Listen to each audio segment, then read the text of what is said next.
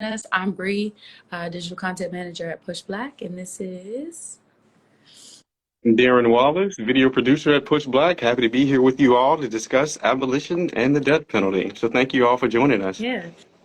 So the overarching idea of what we're getting into tonight is that the death penalty is a carceral non-solution to societal problems that won't be solved by punishment. Abolitionists know we have to address violence at the root and not through state violence. So getting right into it, Darren, help us frame this conversation. Let us know, how does the U.S. function as a culture of punishment? Oh, that's such a great question and such a great framing for what this space is, a culture of punishment. Well, first, I think it's important to kind of foreground that America is the most punitive nation in the world, incarcerating more than 2.3 million people. So that's one of every 136 of its residents. To put it in further perspective, if the U.S. prison population were its own city, it would actually be among the country's top 10 largest cities. More people are behind bars in America than there are people living in major cities such as Philadelphia and Dallas.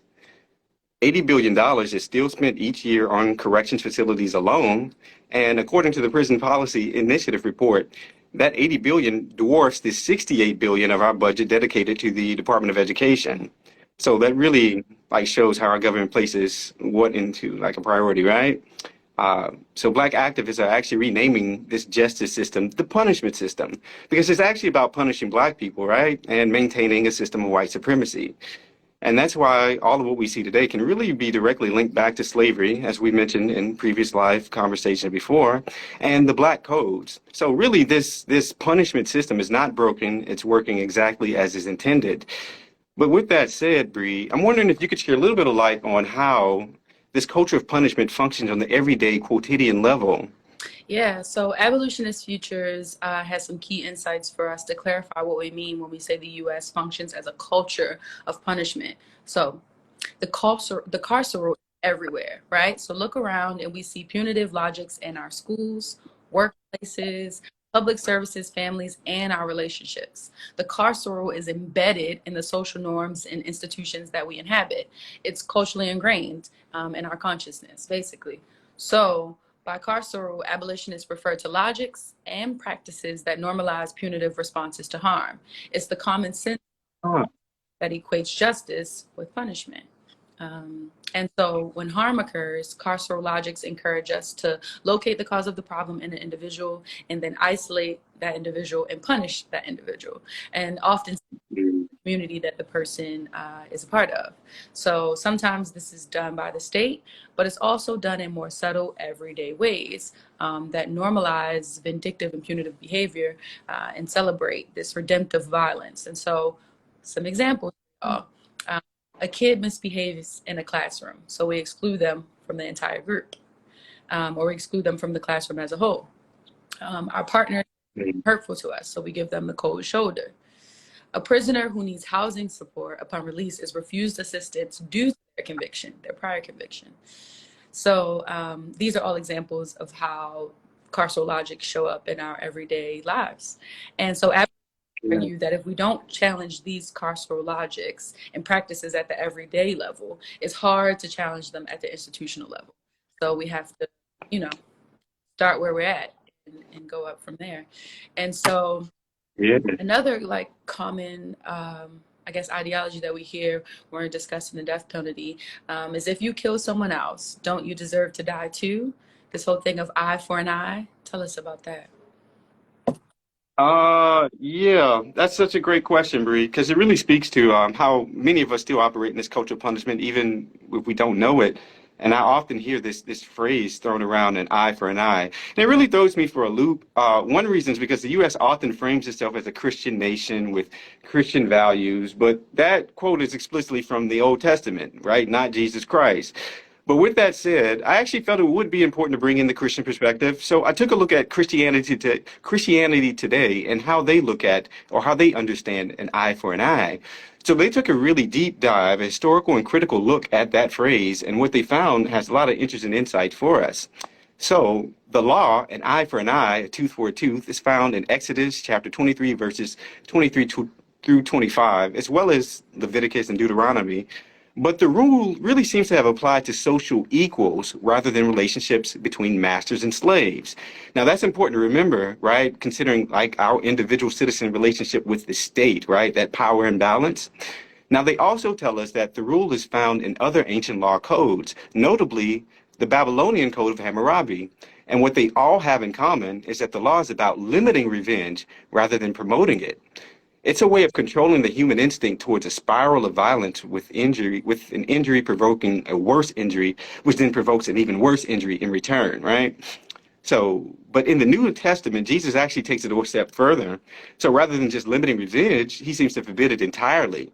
So in Matthew chapter 5, he says, "You have heard that it's been said, an eye for an eye, a tooth for a tooth, but I tell you, do not resist an evil person. If someone slaps you in the cheek, turn your right cheek to them and let them slap that also." Now, that can easily be understood as a pacifist ideology, which I don't completely wholesale agree with, but I think it's really, really important to think through how we keep the state in check and how we prevent further harm kind of perpetuating itself. But with that said, though, I'm really curious, Bree.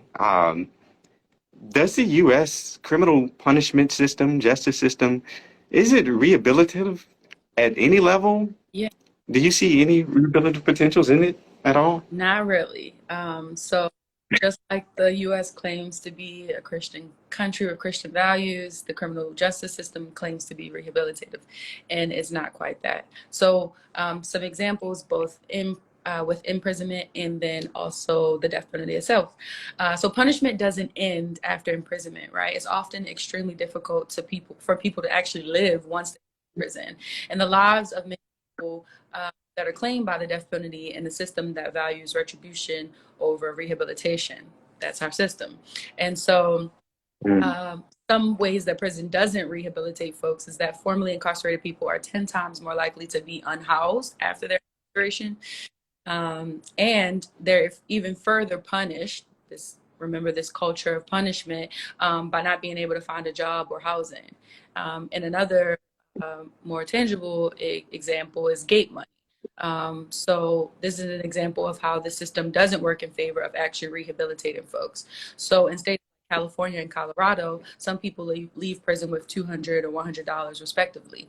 And at the lower end, in states like Alabama and Louisiana, people often leave prison with as little as $10 or $20 in their pocket. Some people leave with nothing at all. And so this Oh just, my God.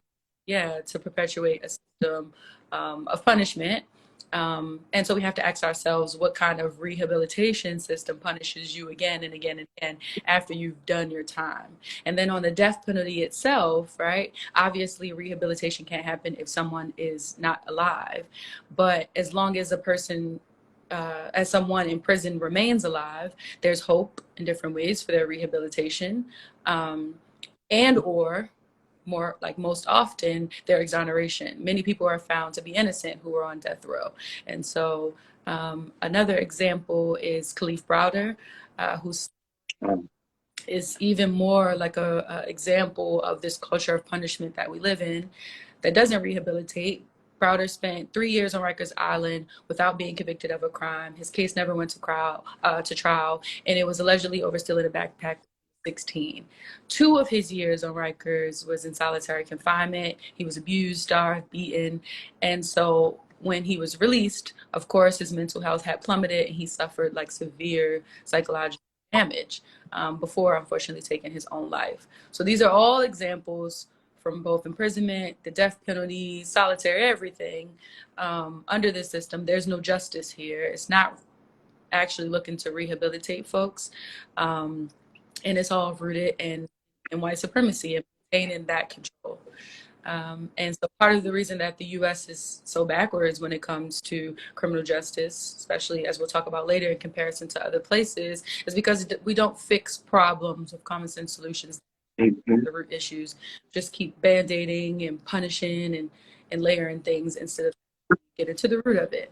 And so, Yeah. yeah, that brings us to another point about what alternatives, if there are any, to the death penalty. So a lot of folks say, isn't it better to execute someone than to lock them up forever? Well, whenever I hear that, it really reminds me of just how you just mentioned this Band-Aid approach to these social iniquities, right? Just thinking about life. So life without the possibility of parole for abolitionists raises many of the same objections as the death penalty, right? Life without parole, it really undermines the inherent right to life. To lock up a prisoner and take away any and all hope of release is really to resort to another death sentence, right? Because they're still only able to leave prison upon death. And it's really commonly assumed that the universal alternative to the death penalty really is a life sentence. But I think it's really important for us to know that not all countries even have a life sentence. So, yeah, it was pretty profound. Preparing for this chat, digging into it, we learned that in Germany, the constitutionality of life imprisonment was actually questioned way back in the 70s through their federal constitutional court. And they recognized that a whole life sentence really entails the loss of personal dignity, and more importantly, or not more importantly, or just as relatedly, the denial of the right to rehabilitation, right? So, following Germany's lead, many constitutional courts in countries such as France, Italy, and Namibia, they've all recognized that those subject to life sentences have a fundamental right to be considered for release. In Mexico, life without the possibility of parole was actually declared unconstitutional by their Supreme Court, and this is important. The reason being is because life without the possibility of parole is amounted to cruel and unusual punishment. Very powerful language there. So it's important for us to take a step back and remember that it's not an either or, right? It's not life sentence or death penalty, right? We have to really imagine and move beyond retribution. And we have to remember that the death penalty in America is quite flawed, just like sentencing practices, right? Who gets life? These are all expensive policies and they're defined by bias, error, and those practices, they tend to target the most vulnerable people in our society. So for instance, this report, In the Extreme, Women Serving Life Without Parole and Death Sentences in the U.S., authored by the Sentencing Project, shares that 1 in every 15 women in prison are serving a life sentence, and nearly 2,000 of these have no chance for parole. Now, another 52 women in the U.S. are awaiting execution. But many women serving extreme sentences were, this is really important, right? Many women serving these extreme sentences or even on the death penalty, on death row, they were actual victims of physical, sexual, and emotional abuse long before they ever committed a crime. Now, this report also finds that 2/3 of those serving life sentences are people of color. Racial and ethnic disparities plague this entire system from arrest to conviction, and it's even more pronounced amongst those serving life sentences. So, some more startling stats. 1 in every 5 black men in prison are actually serving a life sentence. So, yes, 8,600 people nationwide are serving parole eligible or really virtual life sentences for crimes they committed as minors. Now, with that said, Bree, I wonder if you could shed a little bit more light on who else is vulnerable to these sentencing practices. Yeah, so there's also a greater risk to people with mental illnesses that will be executed without review of their convictions or sentences, even though the law forbids executing people who are mentally incompetent. So people with mental illness are more vulnerable to police pressure, are less able to also give their counsel meaningful assistance. Nearly 10% executed since 1976 have been so-called volunteers who gave up their appeals. But mental health experts estimate that at least 20% of people on death row today have serious mental illnesses, and over 75% of those people who waive their appeals suffer from documented mental illness. So we wanted to address that last week. Someone from our Pushback audience chimed in stating that they would rather have the death penalty than life in prison. And many can understand why, as life and long-term prisoners are often subjected to worse conditions and treatment than other prisoners. And so these conditions are highly restrictive, damaging, again, to physical and mental health, with no effort or willingness to invest in rehabilitation or consider alternative sanctions or early release. So these prolonged deprivations of liberty and basic rights that accompany a sentence that's life without parole can lead to numerous effects, including desocialization, the loss of personal responsibility, identity crisis, increased dependency on the penal institution. So this loss of responsibility and dependency that results from these prolonged detention, like sentences of detention, they hamper any effects at rehabilitation, any efforts at rehabilitation. So life without parole, to sum it all up, is not an effective method of reducing crime or rehabilitation. It's merely a way of continuing to contribute to the prison population growth. Yeah. Wow. Wow. Thank you so much for breaking that down. My goodness. Yeah. And just checking to see if we have any questions. We don't have a question, but someone chimed in saying public education being an institution fits right into all of this. Very much so. Yes, yes. Oh my goodness, those carceral logics are everywhere. Yes, the school to prison pipeline is a thing. Thank you for that comment. And feel free to chime in with any more comments or questions. Yeah. And so to can you I can't talk right now. To continue into the death penalty itself, does the death penalty, we got into this a little bit last week, but does the death penalty actually offer closure or solace to victims' families? Wow. Okay, so that's a very powerful question. I thought it was really important to bring in the voices of victims who've had family members slain and how they responded to that. So I have here a quote from Sharon, who declined to give her last name and whose brother was murdered, as quoted in the 2019 article titled, "How Murder Victim Families Are Responding to the Death Penalty Halt in California." Sharon states that, to her, more than justice is healing. And you don't reach that point of forgiveness if that man has been executed. If he would have never come to that point of remorse, or he would have never come to that point of remorse, I don't think. And I don't think he would have ever come to that point of being able to look us in the eye and literally ask us to forgive him, knowing that we did not owe it to him in any way. The burden was lifted from my shoulders when I realized that I was able to forgive him, and it was truly amazing. It was life-changing. And I figured if that's how it felt for me, I can imagine what it felt like for him. So it really makes me think about the possibility of redemption, rehabilitation, once forgiveness is kind of brought into the conversation here. But Bree, I know you have a group, Ohioans to Stop Executions, and they have some interesting reflections to share as well.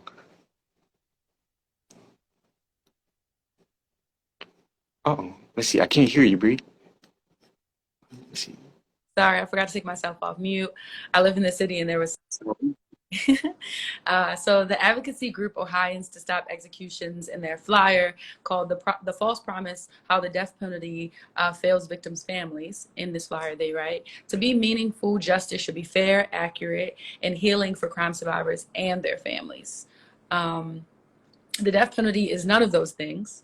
As we've learned, and capital punishment only prolongs pain for victims' families, dragging them through an agonizing and lengthy process that holds out the false promise of healing through an execution, often resulting in a different sentence in the end. So in Ohio, people on death row serve an average of 17 years and 2 months, quite a long time.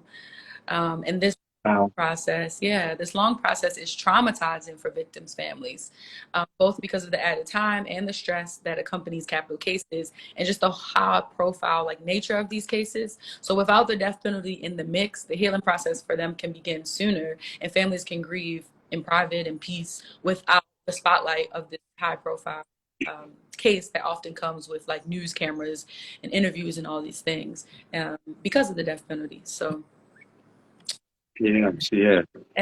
So no solace for the victims through that process. Thank you. Which is really important because the families deserve to grieve and heal outside of the public eye, you know? And so to keep going deeper into capital punishment, let's say, what about terrorists? What about capital punishment for terrorists? Oh, that's a great question. Great question, especially for the U.S. context. So it's important to note that governments often resort to the death penalty in the aftermath of violent attacks, but really to demonstrate that they're doing something to protect national security. But the threat of execution is unlikely to stop anyone prepared to die for their beliefs. So, for example, say a suicide bomber, right? Executions are just as likely to create martyrs whose memory becomes a rallying point for their organizations. Also, it's important to note that the death penalty is really a cheap way for politically inclined people to pretend that their fearful constituencies that something is actually being done to combat crime, right? But we know just from stats we've discussed in other conversations that the death penalty actually doesn't deter further terrorist actions or any sort of violence, right? But what's really important to note around like the terrorist framing and how should we respond to terrorist violence with the death penalty or life sentencing, well, we have to be really careful of endorsing the state's framing of terrorism, right, or terrorists, considering how racialized that term is, as well as how that racialized usage gets levied against Black radicals and Black activists, Black organizations. So people accused of terrorism are especially likely to be sentenced to death after unfailed trials. Many are condemned on the basis of confessions extracted through torture, and in some cases, special military courts are actually set up through counterterrorism laws that have sentenced civilians to death, really undermining all international standards. So I'm very cautious with just blanketly deciding, okay, terrorists need to die. We have to remember to be highly contextual around how we're using that label, right? But that's a great question. One that I still wrestle with when it comes to like the idea of like white supremacist terrorism and what should be our communal response to them. Just speaking a little bit personally, I know when the Dylan Roof incident happened, yeah, I immediately felt like that eye for an eye sentiment within myself. However, we know like if we endorse the state's ability to kill folks, right, that always ends up targeting the most vulnerable people. So it is a tough tension that we have to wrestle with, but we just know the options that we're given with right now are just not enough. And to that point, you know, I'm really curious, Bree, around the U.S.'s comparison to other countries and other nation states. Um, why have some U.S. states continued? Well, specifically just thinking about the states in our country, why have some U.S. states continued to use the death penalty while others have just totally abolished the practice? Yeah, so for starters, although it wasn't used for nearly two decades, of the Trump administration, capital punishment is still legal at the federal level, and the U.S. military also retains the death penalty. So that could be one reason why. But here's another perspective. According to a Time article, many of the 23 U.S. states that have already banned the death penalty, they're largely places that didn't really sentence many people to death to begin with. So it's especially crucial that we keep advocating for abolition in the states that have heavily imposed the death penalty for a long time. Some of those states are Texas, Virginia, Oklahoma, and Florida. And one of them in 2020, Virginia abolished the death penalty. And they're the first Southern state to do so. So it's really important. It shows that, you know, like this abolition happened in Virginia. States has been using the death penalty for centuries. So it can it's signifying that the state is shifting its politics, but also it might be happening at the national level. And it just illustrates how unpopular capital punishment is starting to become, it has becoming for a while with the American public.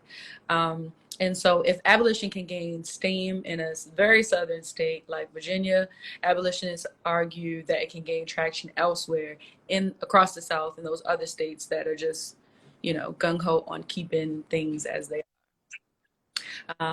Yeah. And to that effect, outside of the U.S., we talked about earlier how the U.S. continues to beat out larger countries and more totalitarian ones, like larger countries, India and China, and then other countries like Russia and the Philippines, for having the highest incarceration rate in the world.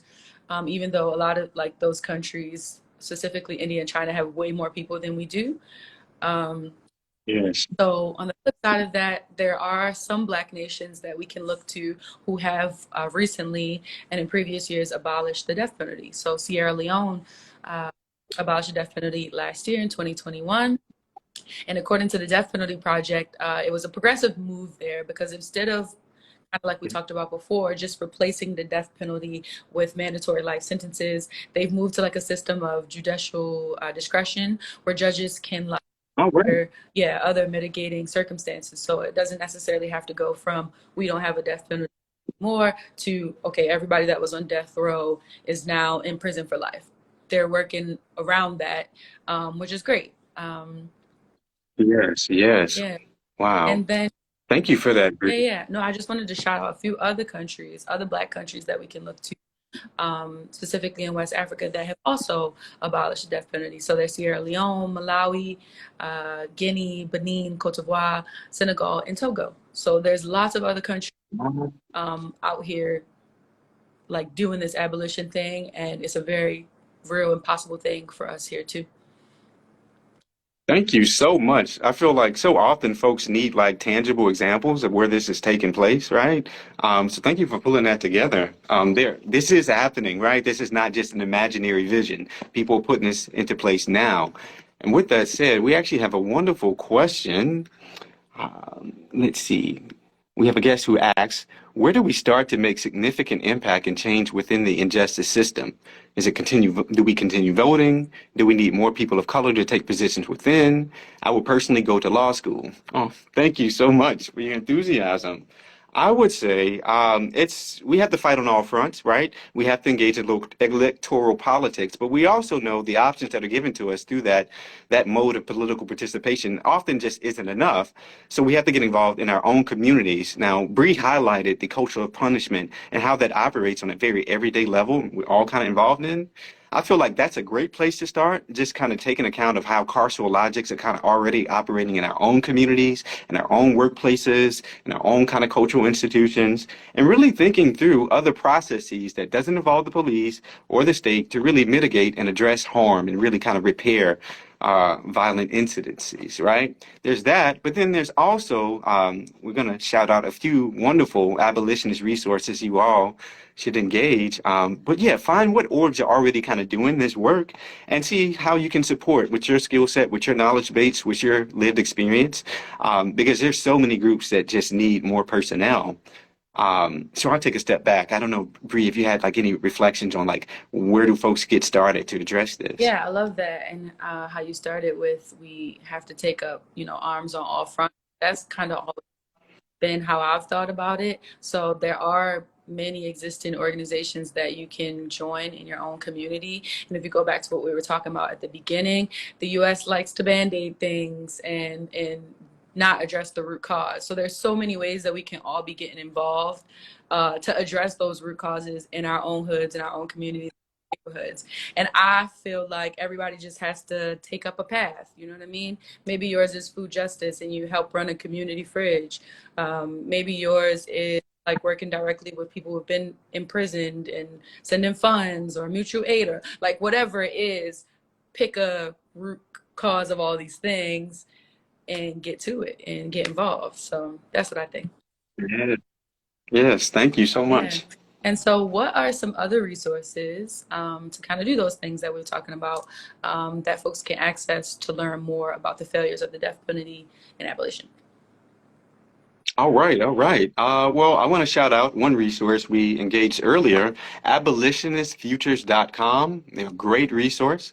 So Abolitionist Futures, they're a collaboration of community organizers and activists in Britain and Ireland, actually, who are working together to build a future without prisons, without police, and without punishment. So they share information and resources to strengthen the network of existing and emerging abolitionist groups and allied organizations. And their essential aim is to support the flourishing of diverse, vibrant, and powerful abolitionist movements in Britain as well as Ireland. Another resource to check out is the Death Penalty Information Center. Many of the wonderful stats and information that we've been sharing with you all come from these resources. So the Death Penalty Information Center is a national nonprofit organization serving the media and public with analysis and information on issues concerning capital punishment. Now, the center produces groundbreaking reports on various issues related to the death penalty, such as its arbitrariness, its cost, innocence, and race, right? But they also offer a wide variety of multimedia resources, such as free online educational curricula, as well as a wonderful podcast series titled DPIC on the Issues. Now, they can be found at deathpenaltyinfo.org. Bree, did you have some resources you want to share with the Yeah, folks? thanks for sharing those, Darren. For people wanting to get even more involved in the fight to end capital punishment, be sure to check out the National Coalition to Abolish the Death Penalty. They're the nation's oldest organization dedicated exclusively to the abolition of the death penalty. They're leading the national movement, and they have over more than affiliate organizations. So you can find out more about them at www.ncadp.org. Yeah. All right, y'all. Our time has come to an end. Thank you so much for joining us. I just want to share with you all that we really can see through these historical, factual, contemporary examples how the U.S.'s culture of punishment directly correlates to the criminal legal system's continued use of the death penalty as a non-solution to societal problems. Now, the system as it's designed and working is neither rehabilitative or just, especially when it comes to capital punishment. And considering the overwhelming racial disparity in sentencing within our white supremacist legal system, whereby blackness is inherently deemed criminal, abolition really appears as the most liberatory path forward for creating a more just world for black folks.